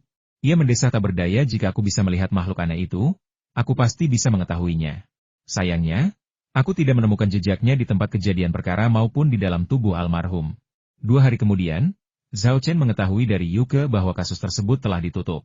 Investigasi akhir menyimpulkan bahwa orang tersebut meninggal karena keracunan akibat menelan sejenis parasit. Fakta bahwa jantungnya telah dimakan tidak dilaporkan. Hal ini karena kasus ini terlalu sensasional, dan mengungkapkan kebenaran pasti akan menimbulkan kepanikan. Zhao Chen kemudian menelepon Wenji untuk menanyakan penyelidikan atas 2 kematian pertama. Karena Zhao Chen turut serta dalam penyelidikan kasus ini, Wenji tidak menyembunyikan apapun dan mengatakan yang sebenarnya kami juga menemukan cairan hijau tua pada celana dalam kedua korban pertama. Selain itu, menurut keterangan keluarga korban, mereka juga mengalami gejala demam tinggi dan nyeri hebat yang sama dengan korban ketiga sebelum meninggal. Pada dasarnya dapat dipastikan bahwa mereka semua meninggal karena penyebab yang sama. Apakah kamu menemukan makhluk aneh? Zhao Chen bertanya cepat-cepat. Wenji mendesah, saya juga ingin tahu makhluk aneh apa ini. Tapi sayangnya, kami belum menemukan apapun. Kami sudah membahas kasus ini dengan CDC, meminta mereka untuk membantu mengidentifikasi makhluk berbahaya itu dan melakukan kampanye pencegahan dan peningkatan kesadaran publik yang sesuai untuk mencegah korban keempat. Zhao Chen mengerutkan kening dan bertanya, Kapten Wen, apakah menurut Anda ketiga kasus ini adalah kecelakaan? Wenji berkata, kalau tidak, bagaimana? Ketiga orang yang mati itu tidak punya musuh dan tidak pernah berdebat dengan siapapun sebelum mereka mati. Lagi pula, mereka mati karena jantung mereka dimakan oleh makhluk aneh. Makhluk aneh ini tidak mungkin dibangkitkan oleh manusia, kan? Itu bukan hal yang mustahil. Zhao Chen ragu sejenak, tetapi akhirnya tidak mengucapkan kata-kata itu. Beberapa hari kemudian, ujian akhir dimulai, dan Zhao Chen melupakan masalah itu untuk sementara waktu. Pagi itu adalah ujian teori dasar pengobatan tradisional Tiongkok. Liu Zuo, Wang Rongfeng, dan Wu Yan, dengan bantuan dupa yang menenangkan dan penjelasan Zhao Chen, telah meninjau studi mereka secara intensif dan telah menguasai teori dasar pengobatan tradisional Tiongkok dengan sangat baik. Mereka tidak menunjukkan rasa gugup menghadapi ujian hari ini, tetap tenang dan kalem layaknya siswa berprestasi. Siswa lain di kelas tidak memiliki ketenangan yang sama. Begitu Zhao Chen memasuki kelas, dia dikelilingi oleh banyak siswa, yang semuanya memohon padanya. Zhao Chen, aku mengandalkanmu untuk ujian hari ini. Jenius. Tolong bantu aku. Tolong berikan aku catatan. Sama. Aku nggak mau gagal ujian dan harus mengulang mata kuliah. Menghadapi permintaan-permintaan dari teman-teman sekelasnya, Zhao Chen merasa dilema, tidak bisa setuju atau menolak, dan hanya bisa menanggapi dengan senyum masam. Di sisi lain, Liu Zuo, Wang Rongfeng, dan Wu yang menyaksikan tontonan itu dari pinggir lapangan, menunjuk dan berbisik-bisik. Beberapa menit kemudian, bel berbunyi, dan serangkaian langkah kaki mendekat. Semua orang menoleh dan melihat sekelompok besar guru bergegas masuk ke kelas. Para siswa cukup terkejut dengan pemandangan itu. Apa-apaan ini? Ini kan cuma ujian akhir, kenapa pengawasnya banyak sekali? Bahkan ujian masuk perguruan tinggi pun tidak seketat ini. Yang memasuki kelas bukan hanya guru kelas Zhao Chen, tetapi juga seluruh anggota kelompok pengajaran dan penelitian teori dasar pengobatan tradisional Tiongkok, serta Liu Mingzhang dan Xiao Xianlin, 2 permata Universitas Kedokteran Tsinghua. Orang-orang ini seharusnya duduk di kantor mereka menunggu kertas ujian Zhao Chen tiba, tetapi mereka tidak memiliki kesabaran. Kertas ujian yang diberikan kepada Zhao Chen berisi daftar pertanyaan yang mereka hadapi dalam teori dasar pengobatan tradisional Tiongkok. Mereka menantikan jawaban Zhao Chen, tetapi di saat yang sama, mereka sedikit gugup, bertanya-tanya apakah Zhao Chen bisa memberi mereka jawaban yang mengejutkan. Para siswa, yang tidak menyadari niat sebenarnya para guru, mengira mereka ada di sana untuk mengawasi ujian dan benar-benar tercengang. Beberapa siswa, terutama yang memiliki prasangka, ketakutan, berpikir dalam hati, sialan, dengan begitu banyak guru yang mengawasi, rasanya seperti mereka ada di mana-mana, tanpa meninggalkan titik buta. Bagaimana mungkin kita bisa menyontek? Sepertinya kita harus mengandalkan kemampuan kita sendiri. Semoga saja soalnya tidak terlalu sulit, agar kita punya kesempatan. Para siswa yang ketakutan tidak menyadari bahwa setelah sekelompok guru memasuki kelas, mata mereka tertuju pada Zhao Chen, tanpa melirik sedikit pun. Guru Zhao Chen berdiri di podium sambil membawa kertas ujian, berniat menyampaikan beberapa kata sambutan. Namun, sebelum ia sempat berbicara, Xiao Xianlin menegurnya jangan buang waktu. Cepat bagikan kertas ujiannya. Guru itu segera mundur, menelan kata-kata yang ada di ujung lidahnya, dan dengan patuh mengeluarkan kantong kertas ujian dan membagikan kertas ujian. Liu Mingzhang bergegas ke podium dan mengambil kertas ujian pertama. Ini adalah kertas ujian khusus yang dibuat khusus untuk Zhao Chen, dan berada pada tingkat yang sepenuhnya berbeda dari kertas ujian lainnya. Liu Mingzhang mengambil kertas ujian itu, melangkah ke samping Zhao Chen, meletakkannya, dan berulang kali mendesaknya. Zhao Chen, ini kertas ujianmu, cepat kerjakan. Setelah berkata demikian, dia tidak pergi, melainkan berdiri di samping Zhao Chen, menatap kertas ujian dengan saksama. Dengan Liu Mingzhang memimpin jalan, guru-guru lain juga bergegas menghampiri, langsung mengepung Zhao Chen. Beberapa guru yang terdesak di tepi lapangan dan tidak bisa melihat kertas ujian merasa cemas dan gelisah. Akhirnya, mereka menemukan solusi. Mereka bergegas ke ruang kelas kosong di sebelah, membawa kursi, dan meminta Liu Mingzhang, Xiao Xianlin, dan yang lainnya di belakang untuk duduk. Hal ini akhirnya menciptakan ruang, sehingga mereka hampir tidak bisa melihat kertas ujian Zhao Chen. Setelah membagikan kertas ujian, Guru Zhao Chen segera bergegas menghampiri dan bergabung dengan para penonton, berdiri berjinjit dan dengan penuh semangat menunggu Zhao Chen menjawab pertanyaan. Adegan ini membuat semua siswa, termasuk Zhao Chen, tercengang.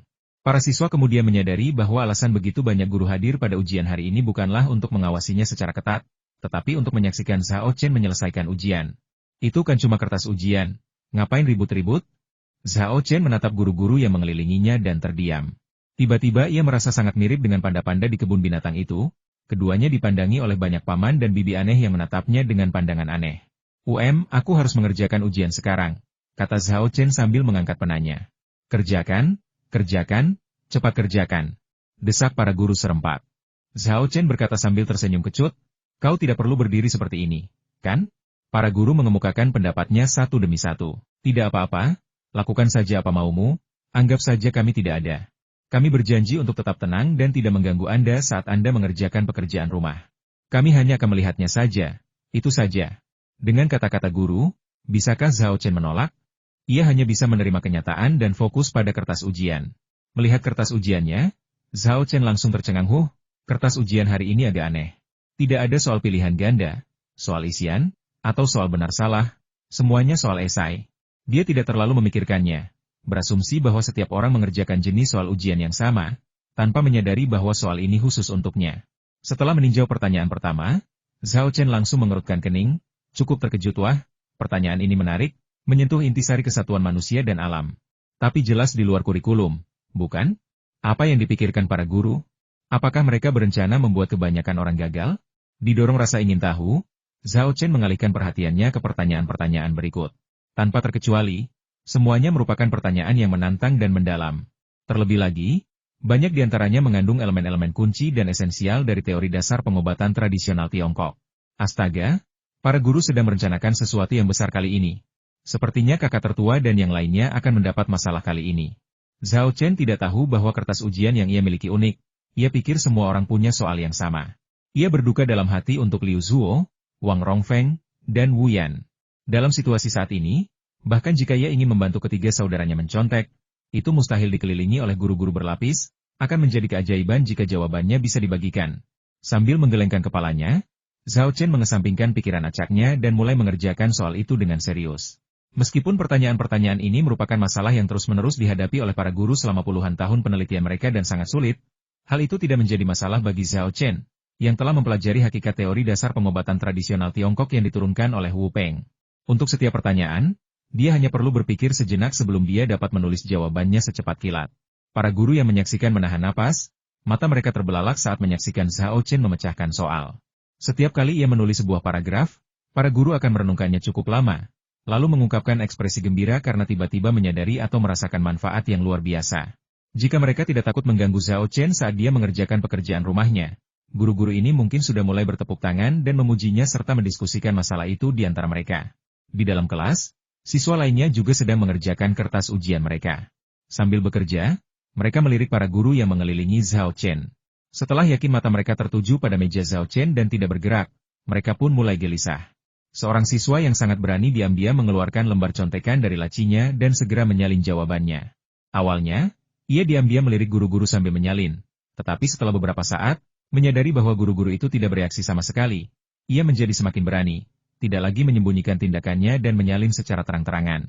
Begitu seseorang memimpin, semakin banyak orang mengeluarkan lembar contekan atau buku pelajaran mereka dan mulai menyontek.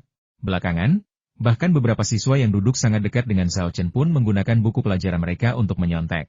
Namun, para guru tanpa asyik, tidak menyadari apapun yang terjadi di sekitar mereka.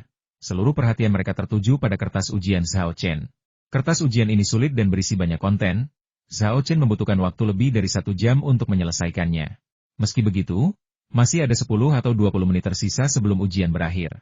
Zhao Chen awalnya ingin memeriksa kertas ujian untuk melihat apakah ada kesalahan ketik atau kesalahan lainnya, tetapi sebelum dia sempat memulai, sebuah tangan terulur dan merampas kertas ujian itu.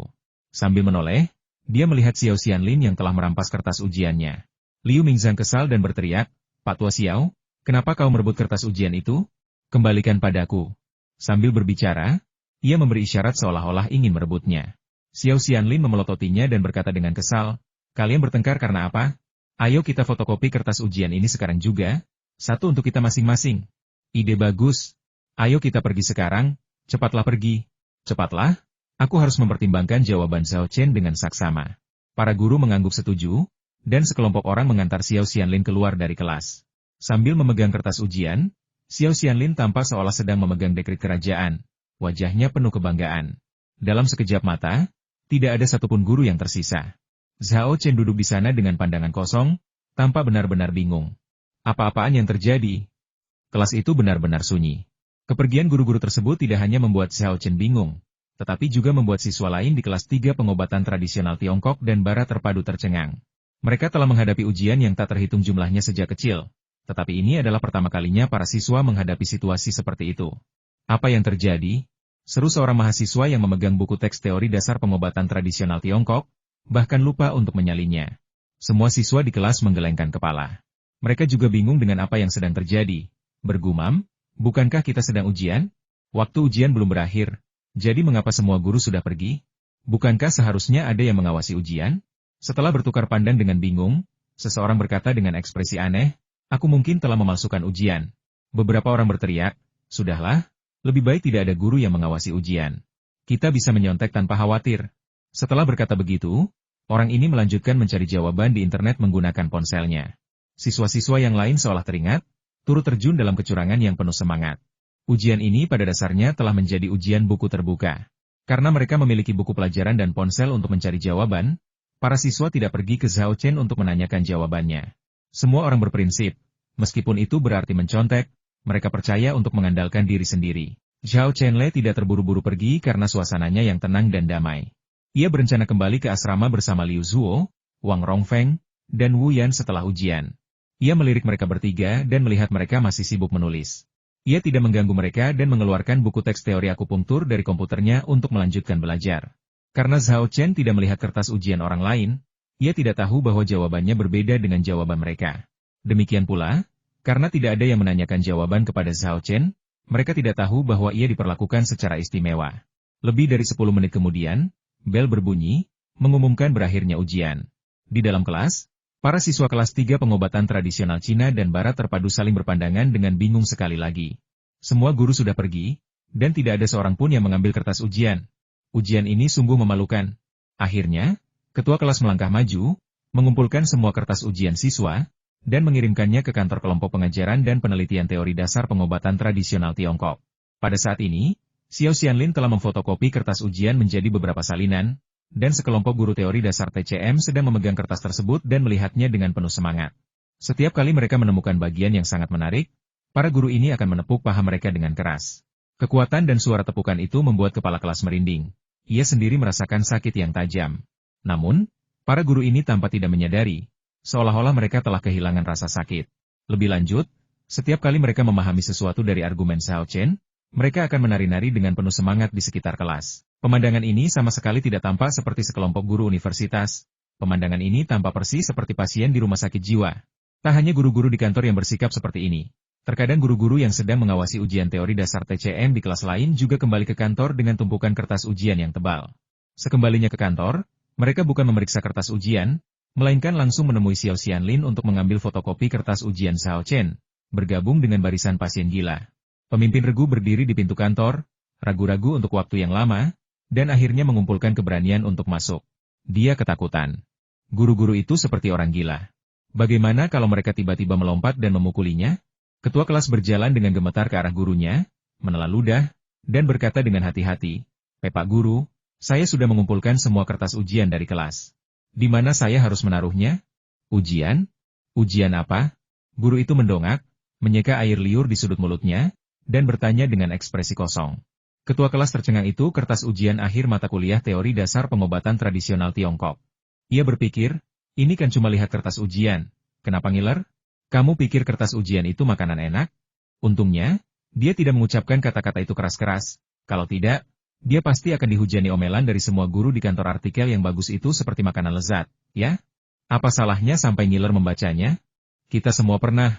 Oh, ujiannya? Aku hampir lupa. Guru itu menggaruk kepalanya, agak malu. Apa? Ujiannya sudah selesai? Wajah ketua kelas menjadi muram. Guru ini sungguh tidak bisa diandalkan. Ia berkata sambil tersenyum kecut, sudah selesai. Saya lihat kamu tidak datang untuk mengambil kertas ujian, jadi saya bantu kamu mengambilnya. Guru itu mengangguk dan berkata, baiklah, kamu bisa menaruhnya di meja. Setelah saya selesai belajar, saya akan memeriksa silang kertas ujiannya dengan guru-guru lain. Di Universitas Kedokteran Sihua, aturannya adalah setiap tahun di akhir semester, tidak hanya nilai yang akan dipublikasikan di situs web resmi universitas, tetapi juga peringkat kelas akan dirilis untuk mendorong mahasiswa belajar lebih giat dan aktif. Oleh karena itu, setelah setiap ujian akhir, makalah akan dinilai silang untuk mencegah dosen memberikan nilai tinggi kepada mahasiswa dan memastikan peringkat yang lebih baik. Ketua kelas meletakkan kertas ujian sesuai instruksi, berbalik dan pergi, bergumam sendiri sambil berjalan, ini kan cuma ujian akhir. Kenapa gurunya pakai kata, belajar? Dan guru-guru lain, termasuk Pak Xiao dan Pak Liu, semua memegang kertas ujian seolah-olah mereka asyik dengan ujiannya. Aneh sekali. Ujian tahun ini tidak ada soal yang terlalu sulit. Kenapa mereka bersikap seperti ini? Ketua kelas tidak pernah menyangka kalau kertas ujian mereka ternyata benar-benar berbeda dengan milik Zhao Chen. Zhao Chen tidak menyangka bahwa saat ini dia sedang berjalan kembali ke asrama bersama Liu Zuo, Wang Rongfeng, dan Wu Yan, dan dengan santai bertanya, bagaimana ujiannya, teman-teman? Lumayan, kata Liu Zhu sambil menyeringai. Aku sudah tahu cara mengerjakan banyak soal ujian. Lagi pula, semua perhatian guru tertuju padamu dan mereka sama sekali tidak melihat kita. Jadi aku memanfaatkan kesempatan itu untuk mencari jawaban banyak soal secara daring di ponselku. Aku yakin kalaupun aku tidak mendapat nilai sempurna, aku tidak akan terlalu jauh. Xiao Chen terkejut, hah? Kamu bisa menemukan jawaban untuk pertanyaan-pertanyaan ini secara online? Beberapa dari pertanyaan itu memerlukan usaha keras untuk dijawabnya. Namun dia tidak pernah berharap dapat menemukan jawabannya secara daring. Tentu saja, kata Wang Rongfeng. Kamu hanya perlu mencari beberapa kata kunci untuk mendapatkan jawabannya. Jauh lebih praktis daripada membolak-balik buku atau lembar contekan. Zhao Chen tidak terlalu memikirkannya. Hanya berasumsi bahwa Wang Rongfeng dan yang lainnya mungkin telah mencari makalah medis terkenal, dan kemudian ia merasa lega. Mereka bahkan tidak repot-repot memeriksa jawabannya. Mereka sudah mencari di buku dan internet, apa gunanya memeriksa jawabannya? Dengan demikian, Zhao Chen sekali lagi kehilangan kesempatan untuk menyadari bahwa dirinya telah ditipu. Pada saat yang sama, sekelompok tamu tak diundang menyerbu kantor kelompok pengajaran dan penelitian teori dasar pengobatan tradisional Tiongkok. Mereka adalah guru dalam kelompok pengajaran dan penelitian kedokteran klasik Tiongkok, termasuk Yu Haogu dan Ma Hanqing. Mereka juga ada di sana untuk melihat kertas ujian Zhao Chen. Meskipun mereka mengajarkan teks-teks pengobatan Tiongkok klasik, sebagai praktisi pengobatan tradisional Tiongkok, mereka juga memiliki pemahaman yang mendalam tentang teori-teori dasar TCM.